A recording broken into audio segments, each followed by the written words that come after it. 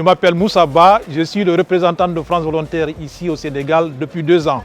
Moi, je pense que le défi majeur aujourd'hui, c'est la structuration institutionnelle du volontariat sénégalais. C'est-à-dire que le volontariat, il existe, il y a une loi qui a été votée, ça fait un peu plus de 2 ans maintenant. Je pense qu'il faut faire en sorte que cette loi-là puisse être active sur le terrain à travers les décrets d'application. Je pense qu'on est en concertation depuis quelques temps maintenant avec le consortium jeunesse, avec d'autres acteurs pour accompagner l'État sénégalais à faire en sorte que ces décrets d'application puissent voir le jour, de façon à ce que le volontariat puisse véritablement être au service du développement du Sénégal.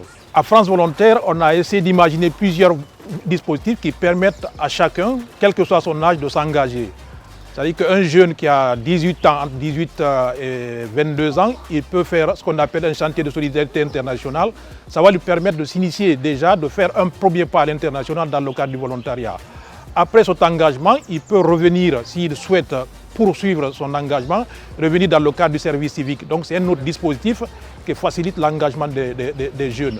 Ce service civique, il est à la fois ouvert à des jeunes français, mais en même temps, il permet de faire de la réciprocité. Donc il permet, là où des pays là où sont accueillis des volontaires français, ce dispositif permet également de faire partie des jeunes de ce pays-là vers la France. Le Sénégal en fait partie.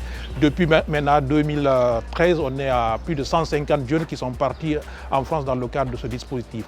Une fois qu'on a fini cet engagement-là, on peut vouloir aussi repartir parce que ce que je n'ai pas dit, c'est que le service civique, il est très limité dans le temps et par rapport à l'âge. Donc c'est maximum 25 ans et la durée, c'est maximum 1 an.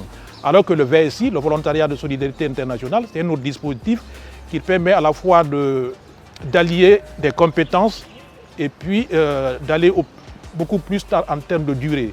Et aussi, il est ouvert à toutes les nationalités.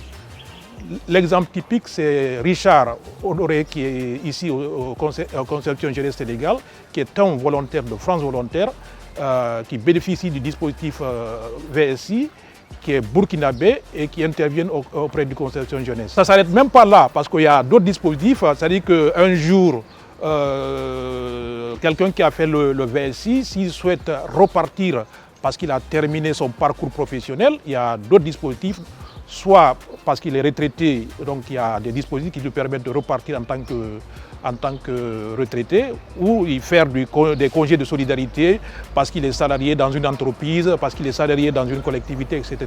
Donc vous voyez, c'est un parcours qui permet à chacun de pouvoir s'engager tout le long de sa vie.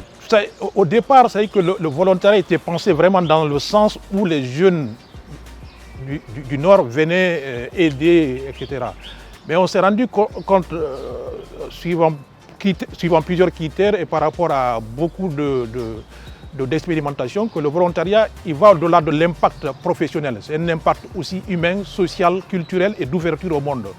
Donc, partant de ça, je pense que c'est là où, en tout cas, la France, à travers le ministère des Affaires étrangères, à travers France Volontaire et toutes les organisations qui sont membres de France Volontaire, se sont dit qu'il faut ouvrir le volontariat dans les 2 sens. Donc pratiquement aujourd'hui, depuis 2012, on a cette réciprocité qui permet de faire partie des jeunes du Sud, ici en Afrique, mais en Amérique latine, à aller faire du volontariat en France.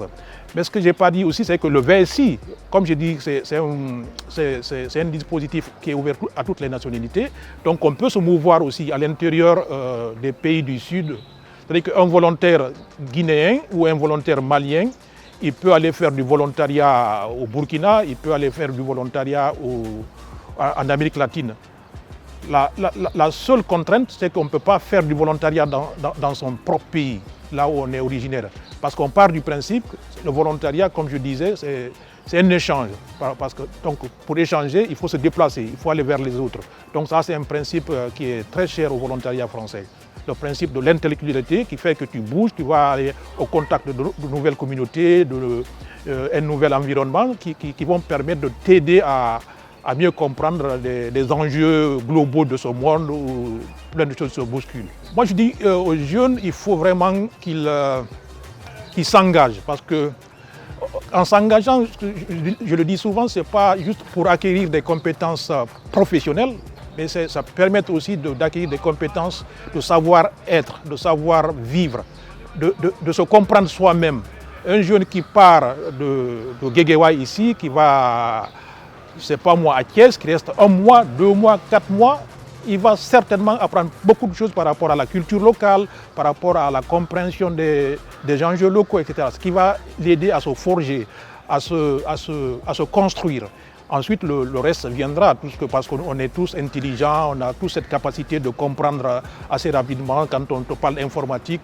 Mais il y a des choses, si tu n'es pas en contact avec les autres, tu ne peux pas savoir tes limites en termes d'autonomie, ta capacité de s'adapter, ta capacité de relativiser certaines choses de la vie. Ça, c'est parce que tu es en contact de l'extérieur. Moi, je vois plein de jeunes Français qui viennent ici.